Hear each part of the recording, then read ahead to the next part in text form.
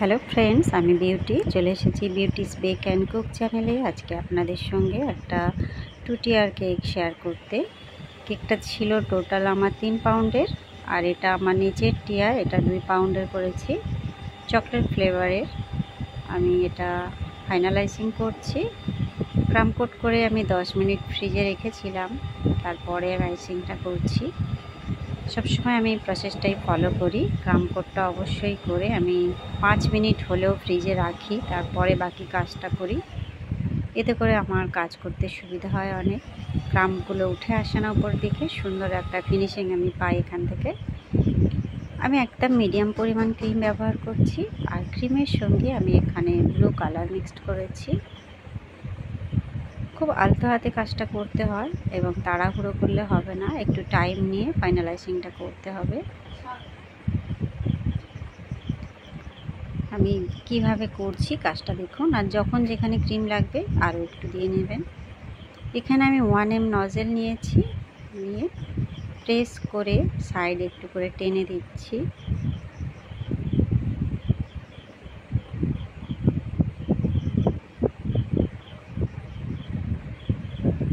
কাজগুলো করার সময় যথেষ্ট টাইম লাগে, কিন্তু আমরা এডিটিংয়ের সময় সেটা একটু স্পিডেই দেখিয়ে দিই, কেননা প্রপার ভিডিও যদি দেখাতে যাই তাহলে অনেক বড় হয়ে যাবে ভিডিওটা।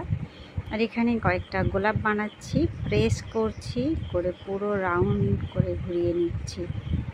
খুব ধীরে ধীরে করবেন, তাড়াহুড়ো করতে গিয়ে তাহলে রোজগুলো কমপ্লিট হবে না। অনেকেই যে ভুলটা করেন, ডাইরেক্ট গোল করে ঘুরিয়ে দেন, তাহলে কিন্তু গোলাপগুলো ঠিকঠাক হবে না। প্রেস করতে হবে, তারপরে ঘোরাতে হবে।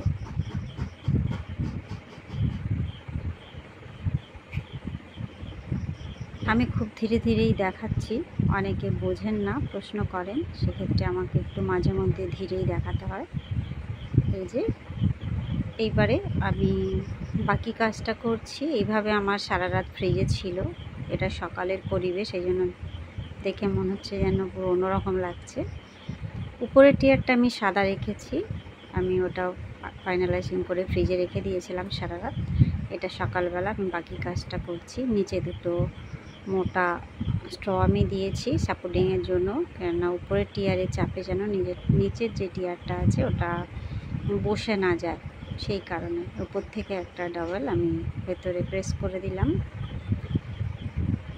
এইখানটায় যার উদ্দেশ্যে কেকটা, তার নামটা আমি এখানে লিখে দিচ্ছি। চকলেট গানাশ দিয়ে করছি।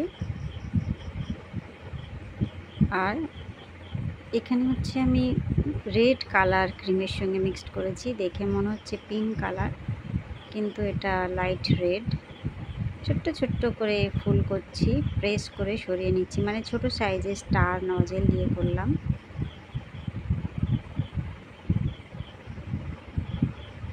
এটা নূর 11 নজেল দিয়েও করতে পারেন। উপরে একটা বর্ডার করে নিচ্ছি।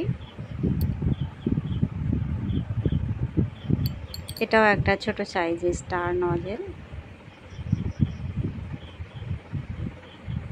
প্রেস করে সাইডের দিকে টেনে দিচ্ছি, প্রেস করে তুলে নিচ্ছি না, টেনে দিচ্ছি।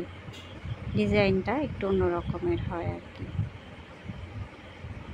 আমি এবারে উপরে কয়েকটা গোলাপ বসাবো। আমি 3টে রঙের গোলাপ এখানে দেব, যেহেতু 3টে কালার কম্বিনেশনে হচ্ছে।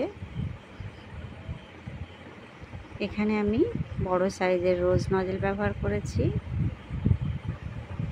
কখনো ছোট সাইজের রোজ নজেলও নিয়েছি।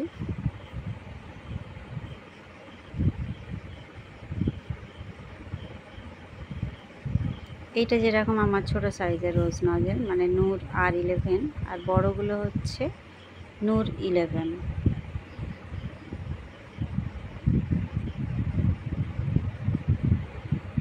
আমি এখানে হোয়াইট, পিঙ্ক অ্যান্ড ব্লু এই 3টে কালারের রোজ দিচ্ছি।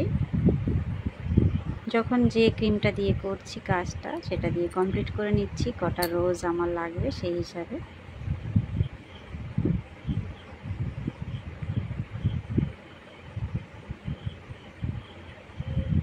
একটু টাইম নিয়ে কাজটা করলে খুব সুন্দর একটা ফিনিশিং পাওয়া যায়। তাড়াহুড়ো একদমই করা চলে না এইসব জায়গায়।